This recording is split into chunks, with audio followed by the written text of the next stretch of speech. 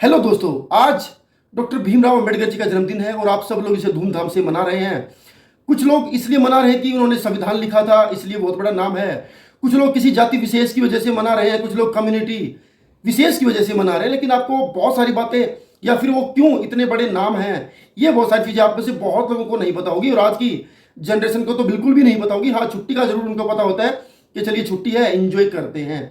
तो दोस्तों, असल में हम कहते हैं कि उन्होंने संविधान लिखा, उन्होंने तो संविधान लिखा ही नहीं, रायजादा साहब ने संविधान लिखा था, वही उसके लेखक थे। खैर, ये तो एक अलग बात हुई। आपको बता दूं कि doctor Bhimrao Ambedkar ji drafting committee के चेयरमैन थे। ड्राफ्टिंग कमेटी माने जिनके पास सारा डाटा इकट्ठा होकर के आता, सारे फैक्ट इकट्ठे होकर के आते, उसमें से क्या सिलेक्ट करना है, कितना लिखना है, क्या नियम कायदा कानून देश के लिए ठीक रहेगा, वो लिखने का उनको उसको फाइनलाइज करने की जो कमेटी, ड्राफ्टिंग कमेटी, वो उसके चेयरमैन थे। इसलिए उनका एक बड़ा नाम है, क्योंकि ड्राफ्टिंग कमेटी ही फाइनल करती है क्या इसमें से रखना है, क्या इसमें से नहीं रखना है, और वही लोग फाइनल करके देंगे राइटर को कि भाई आप इसको टाइप कर दीजिए। खैर, ये तो अलग बात हुई। असली मुद्दा क्या है? अगर मैं आपसे पूछूं कि ऐसी क्या ही खास बातें हैं अम्बेडकर साहब में, तो 99% लोग यही कहेंगे जी संविधान की वजह आप उनको मानेंगे।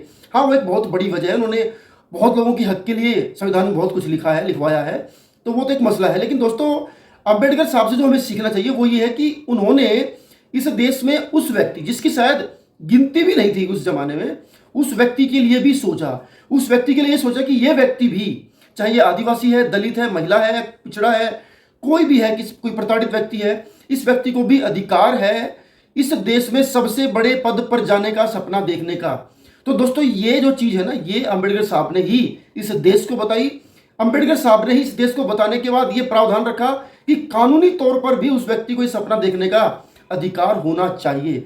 वरना दोस्तों, देश में इतनी बड़ी जनसंख्या जो महिलाएं हैं, दलित हैं या पिछड़े हैं, आदिवासी हैं, जिनको शायद ये हक ही नहीं था कि वो किसी लाइन में भी खड़े हो सके या वो सोच भी सके कि मैं इस देश का पीएम बन सकता हूं, या मैं किसी स्टेट का सीएम बन सकता हूं, या मैं आईएएस ऑफिसर बन सकता हूं, या मैं कुछ और बन सकता हूं। तो सपना दिखाने वाले व्यक्ति का नाम डॉक्टर भीमराव अंबेडकर था। और उनके मन में ये विचारधारा ऐसे ही नहीं आ गई कि ये कुछ लिख दूं मैं, या ऐसे नियम बना दूं कि सब लोग एक साथ एक मंच पर आ सके, एक पैरेलल लेवल पर जो है सर्वाइवल सबका हो सके। ऐसा उनके साथ जीवन में बीता हुआ है दोस्तों। उन्होंने कई सारी घटनाएं खुद से महसूस करी, खुद जब वो इस चीज का शिकार बने दोस्तों, तभी उन्होंने ये फैसला लिया कि देश में इतना ज्यादा जो अंतर है, उस अंतर को खत्म करना है। और अंतर को खत्म करने के लिए शिक्षा बहुत बड़ा रोल प्ले करता है। इसलिए उन्होंने कहा भी है, शिक्षा तो उस शेरनी के दूध के समान है जिसको आप पिएंगे तो आप खूब दहाड़ेंगे, और शिक्षा से ही चीजें बराबर आ सकती हैं। इसलिए उन्होंने उन सब लोगों की शिक्षा का प्रावधान रखा जो लोग शायद इस देश में जिनकी गिनती ही नहीं थी, जो मेन लाइन में थे ही नहीं, या जिनको कोई मानता ही नहीं था कि ये भी इस देश के निवासी हैं। तो उन सब लोगों के लिए जो उन्होंने सोचा, उसी सोच की वजह से आज इतने सारे बच्चे या हम सब एक जगह पर बैठ करके पढ़ पाते हैं, या उनकी ही वजह से आज जब कोई रेस होती है तो सबको एक मौका दिया जाता है। जो कमजोर है उनको थोड़ा सा अपलिफ्ट करने का मौका दिया जाता है। कंट्रोवर्सी बहुत होती है, अलग अलग व्यक्ति, अलग अलग धर्म के लोग अपनी अपने राय कायम करते हैं कि ये गलत लिख दिया, ये नहीं होना चाहिए था, चाहे वो रिजर्वेशन को लेकर के है या किसी भी बात को लेकर के। लेकिन सवाल और जवाब बड़े सिंपल है दोस्तों। उन्होंने क्या किया है? उन्होंने इक्वेलिटी के लिए लड़ाई लड़ी, और यही उनकी सबसे बड़ी बात है। और उसी इक्वेलिटी की वजह से आज इस समाज के अंदर जो थोड़ा बहुत आप देख पा रहे हैं, या फिर किसी ऐसे व्यक्ति को भी आप देश का पीएम बनते देख पा रहे हैं जो शायद, जिसके बारे में कहते हैं कि वो लोग चाय बेचते थे, तो ये उन्हीं की वजह से है। अदरवाइज चाय बेचने वाले को ये हक था ही नहीं कि वो सपना देखे कि मैं देश का पीएम बनूं। उसको केवल इतना ही हक था कि आप चाय बेचते हो तो आपको अब सारी उम्र चाय ही बेचनी है। आप झाड़ू मारते हो तो आपके अब 7 पुश्ते झाड़ू ही मारेंगी। आप जूते साफ करते हो तो आपकी 7 पुश्ते जूते ही साफ करेंगी।